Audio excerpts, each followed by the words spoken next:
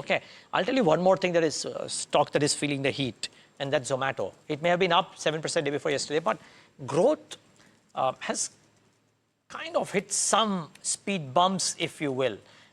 Stock has sunk over 26% from its record highs after a heavy sell-off hit this food delivery giant. Mahima Johnson with a deep dive of what's dragging Zomato and whether there is a scope for a turnaround.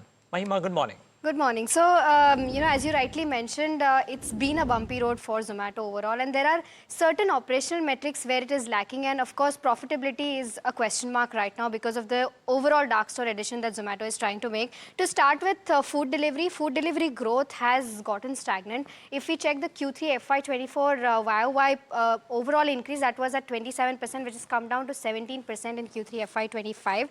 The overall food delivery business fixed costs are also rising. Quick commerce fixed costs already are rising because of dark store addition, but even in food delivery space, the fixed cost has risen from around 3,600 crore in Q1 FY25 to around 4,200 crore in Q3.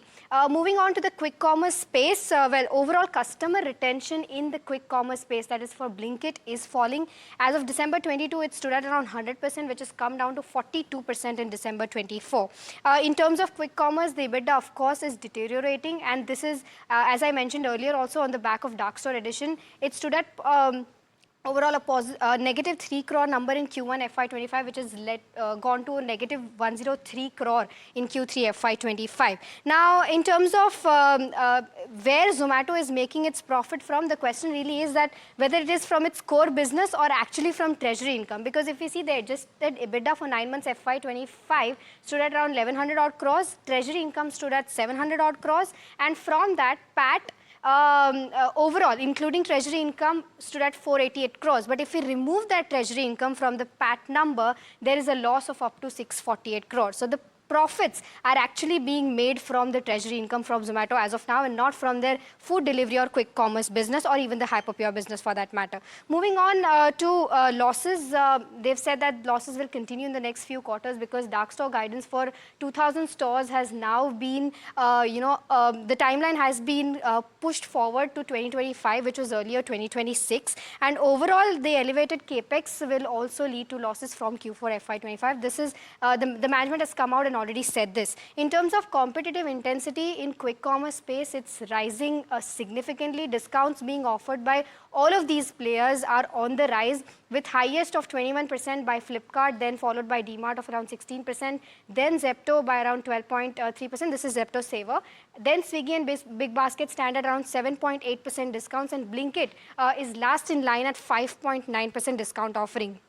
So aggressive discounting policies adopted by competitors will also hamper growth for quick commerce where Zomato is concerned. Lastly, in terms of the quick delivery war, a lot of players have entered into the quick 10 minutes, 15 minutes delivery space. There's Zepto Cafe, there's Swiggy Bolt, which accounts for almost 9% of income for Swiggy right now. Ola has also started with its 10-minute delivery, and overall Zomato has also launched its 10-minute delivery, and Bistro also operates under the Blinkit banner.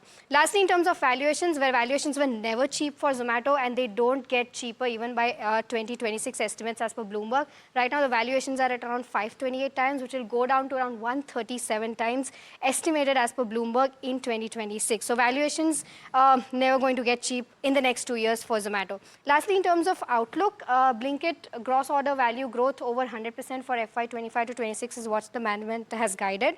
Overall, they remain confident for long-term growth going ahead, and margin should increase to 5% in the next quarters. But the question really is that when will this happen? They're also sitting on a cash of roughly 19,000 odd crores.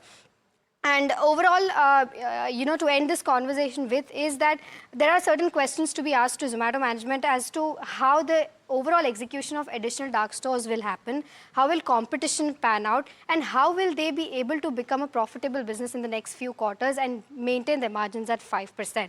So this is the overall view as to how things are faring out for Zomato. All right.